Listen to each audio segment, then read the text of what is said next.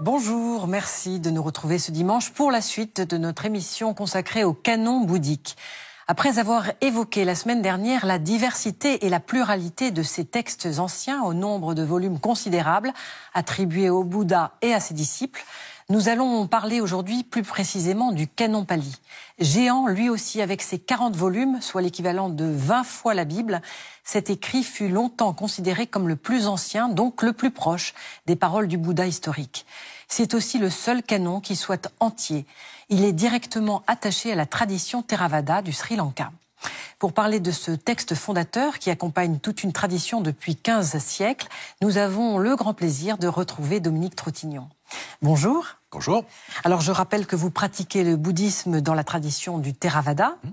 Vous dirigez l'Institut d'études bouddhiques dans lequel vous enseignez à Paris, mais aussi dans lequel vous menez des recherches, notamment sur le bouddhisme ancien et puis sur l'histoire particulièrement du Theravada. Tout à fait. Merci de répondre à nouveau à nos questions aujourd'hui.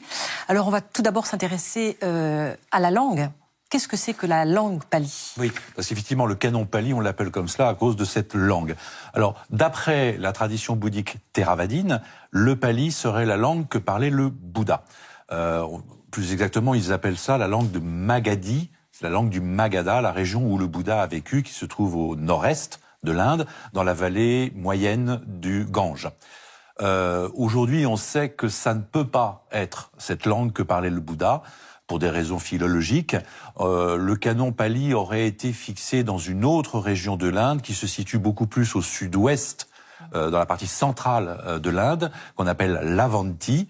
Et on a retrouvé des traces de textes gravés sur pierre, notamment de l'époque d'Ashoka, le célèbre empereur Ashoka, et qui montrent que la langue de cette région-là était vraiment très proche de la langue du canon pali, alors qu'on a d'autres inscriptions dans la région du Magadha qui montrent de grandes différences avec la langue pali. Donc voilà, il y a la légende d'un côté. Alors ce sont les paroles du Bouddha dans le contenu, mais pas dans le contenant qu'est la langue elle-même. Mais alors pourquoi a-t-on considéré le canon pali comme étant le plus ancien et le plus proche? Alors ça, comment dire, chaque école, si vous voulez, se dit porteuse de la tradition la plus ancienne, hein, chacune. Et là, il se trouve que les textes du canon pali ont été mis par écrit à date la plus ancienne, assez lent, aux alentours de l'ère chrétienne. On sait dans l'histoire du bouddhisme que c'est la version la plus ancienne, par écrit. Mais ça ne veut pas dire que c'est la seule très ancienne. Sauf que les autres, on ne les a plus. Elles ont été perdues, elles ont disparu en Inde, on en a des traductions en chinois, en tibétain, mais le canon pali est le seul qui nous soit conservé dans sa langue originale, dans des documents qui sont très anciens, et qui ne remontent pas jusqu'à l'époque du Bouddha, mais voilà. Donc ça a eu une importance pour penser au départ que c'était vraiment ce qui avait le plus proche de l'enseignement du Bouddha lui-même. Et finalement, les recherches récentes... Les recherches récentes montrent qu'on peut avoir dans le canon en chinois des traductions d'autres écoles qui seraient plus anciennes que le canon pali. Parce qu'en fait, ce canon, traditionnellement, on dit qu'il a été fixé peu de temps après la disparition du Bouddha, mais on sait qu'en fait, il a fallu plusieurs siècles pour le fixer. Et donc, pour ce canon pali, il a d'abord été fixé dans la région de l'Avanti, où il a été ensuite importé à Ceylan. Et on sait qu'à Ceylan, c'est arrivé au milieu du IIIe siècle, avant notre ère, mais la dernière révision a eu lieu au IVe siècle, après notre ère. C'est-à-dire 7 siècles après son arrivée à Ceylan. Alors, c'est pas des corrections énormes, mais dans la distribution des textes, dans la répartition de ces textes, dans les différents volumes du canon, il y a eu des spécificités qui ont été amenées uniquement à Ceylan. Donc, c'est pas un canon aussi ancien qu'on le prétend. Alors, vous venez de prononcer le mot volume.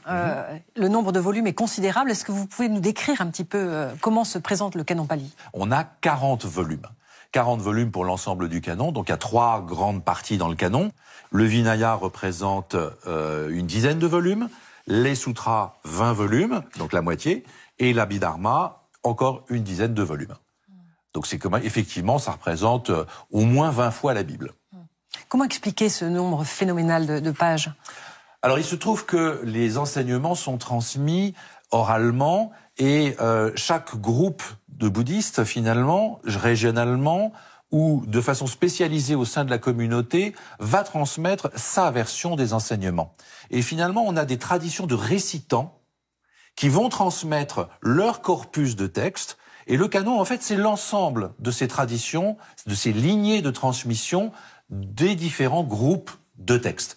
Et aujourd'hui, par exemple, la corbeille des sutras, c'est qui est la plus importante, on a 5 grands volumes qu'on appelle des nikayas, ça veut dire des regroupements, et qui correspondent comme ça à des lignées de transmission particulières.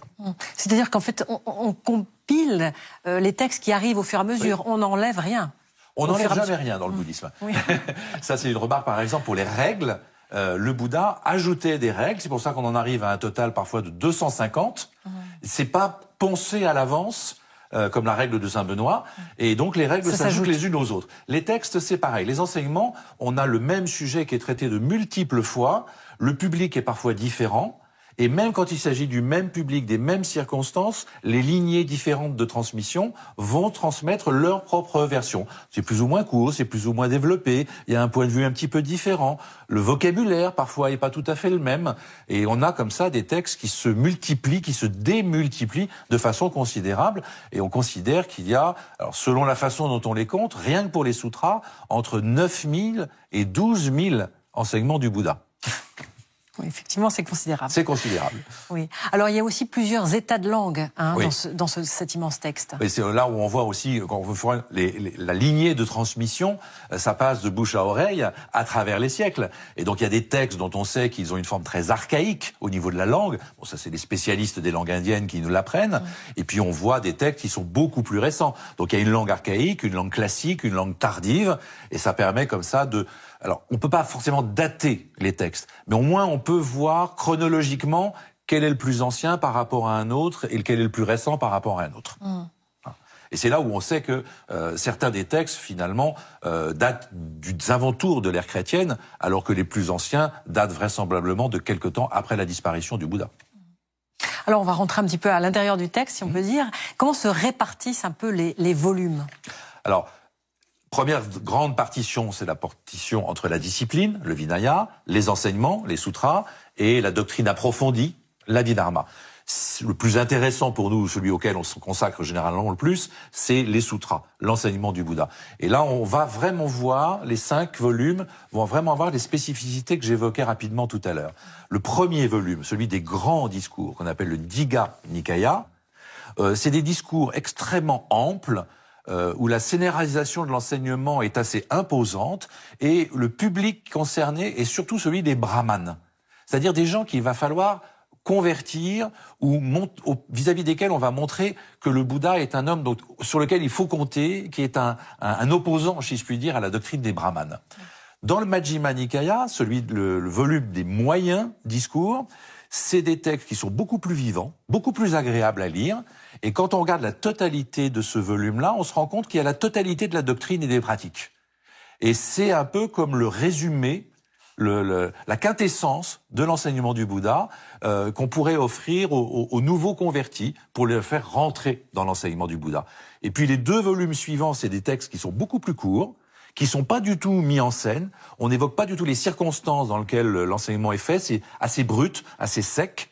Et il y en a un qui est très spécialisé selon les thèmes, qui est plutôt réservé pour les intellectuels, ceux qui font l'exégèse.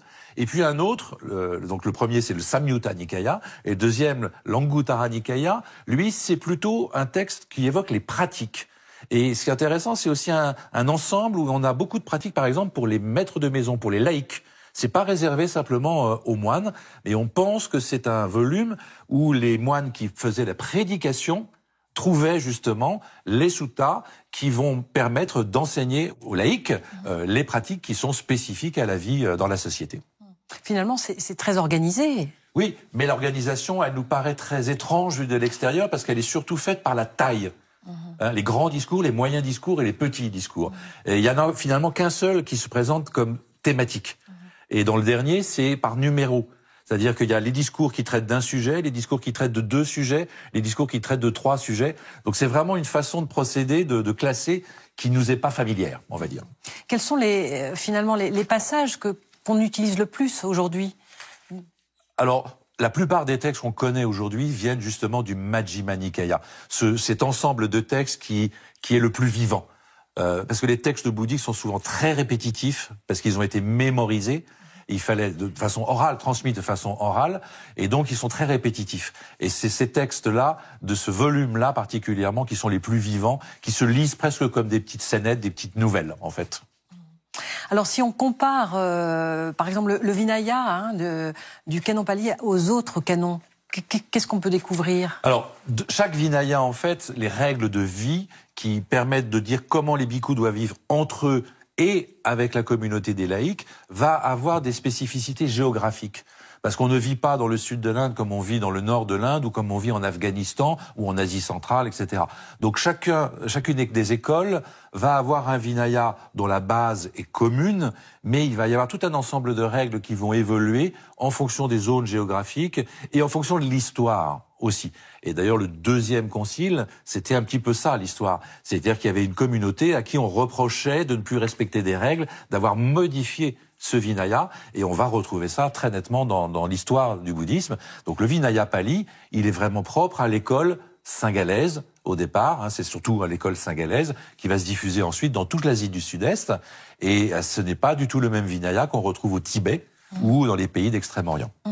Vous disiez aussi en introduction que finalement l'Abhidharma était propre au canon Pali. Oui. Est-ce que vous pouvez nous en dire un petit peu plus? Alors l'Abhidharma du canon Pali est propre au canon Pali, puisque chaque école a son Abhidharma. On n'en a plus que 2 sur toutes les écoles du bouddhisme ancien, mais on a celui du canon Pali.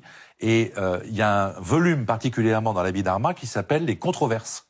Et ça, c'est très intéressant parce que justement, dans ce texte-là, on va évoquer tous les points de doctrine des autres écoles avec lesquels le Theravada n'est pas d'accord.